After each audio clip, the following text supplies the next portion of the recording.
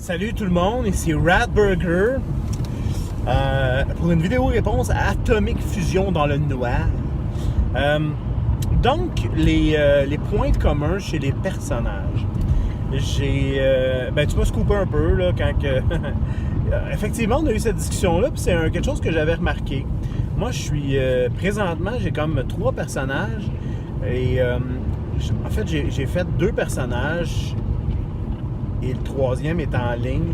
Et les 2 premiers personnages, qui étaient quelque chose que je fais quand même assez rarement, là, je l'ai dit, la grosse majorité du temps, c'est moi le maître de jeu, donc mes 2 personnages ont des... Malgré le fait qu'ils ne se ressemblent pas du tout, un c'est un elfe magicien de combat, l'autre c'était un adolescent geek, Tales from the Loop, avait des points similaires. Des personnages hautains, des personnages qui voulaient trop outsmarter tout le monde. Mon elfe, j'avais un plan de match qui se calmait un peu avec le temps, mais qui restait quand même quelqu'un de méprisant et c'est ça, j'insulte un peu tout le monde là, parce que tout le monde est un peu imbécile selon ses standards. Mon plan de match continue. Dans Tales from the Loop, j'avais un personnage qui était très défavorisé côté physique, mais qui, au niveau intelligence, c'était un tech whiz, c'était un brain. Là. Fait que donc, il y avait un peu le côté je suis plus intelligent que tout le monde, et je l'utilisais. Je l'utilisais pas mal, en fait. Et ça m'a amené... C'est ça que j'avais le goût de jouer présentement. C'est un peu vers ça que ça me tentait de jouer. Mais c'est du pattern. J'avoue que de façon générale, j'essaye de pas jouer des personnages sarcastiques. Des personnages sarcastiques ou ironiques. Pourquoi? Parce que c'est mon sens. C'est comme ça que je suis dans la vie. C'est un peu... j'ai du sarcasme assez facile. Fait que donc, c'est sûr que si je joue moi, ben le fun n'est plus là. Il n'y a pas de... Il n'y a plus de fun. Fait que je vais essayer de jouer des personnages qui... Tu sais, comme mettons, j'ai souvent la passe du... Je suis... écoute, il y a une fois dans le donjon, il y a à peu près peut-être une dizaine d'années, j'avais joué un healer. Mais c'était réellement un healer. J'avais un vœu de non-violence, un vœu de chasteté, un vœu de pauvreté. Un peu dans la vibe de quand le livre Book of Exalted Deeds était sorti, qu'il y avait des vœux dedans. Je l'avais expérimenté la totale.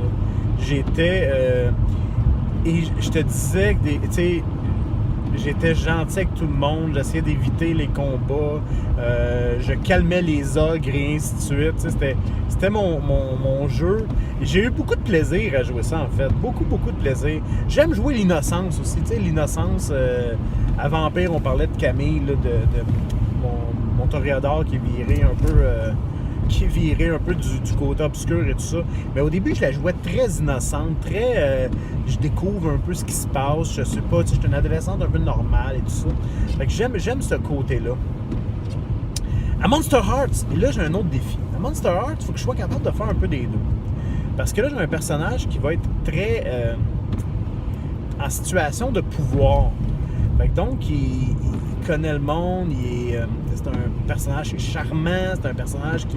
Mais je ne veux pas le jouer bitch, comme souvent on aurait tendance à croire, l'espèce de roi de la clique, là, qui est bitch, qui est un bully, tout ça. Non, je veux pas le jouer comme ça, je veux jouer le genre de personnage qui va être très... je vais protéger les autres, tout ça, mais dans un but avoué qui est clairement de manipuler les gens. Je veux les mettre dans ma poche. Je veux les amener à pouvoir les utiliser à un moment donné. Donc voilà, c'est un peu mon plan de match pour les prochains personnages. Mais j'avoue que c'est facile de tomber dans des patterns. Moi, je me souviens dans ma tête de joueurs qui sont... qui d'un personnage à l'autre, c'est le même personnage que oh, c'est un elfe archer, c'est un magicien nain, ils sont tous... C'est comme une photocopie que tu multiplies, mais avec un package différent, tu sais. Mais ça, je trouve qu'un peu, ça vient... je trouve que c'est pas à travers ça que tu te développes. Puis souvent, c'est à travers des choses un peu plus insignifiantes que, tu sais, j'aime jouer les magiciens. OK, mais tu aimes jouer les magiciens, pourquoi? Qu'est-ce qui te fait triper dans un magicien? C'est pas juste la magie en soi, parce que ça dépend.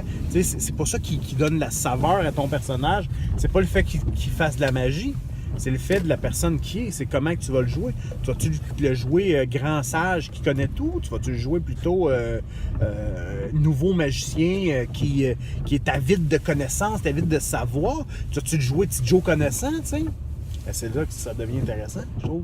Moi, c'est cette couleur-là que je trouve de plus en plus payante au niveau du roleplay. Donc voilà. Et à bientôt.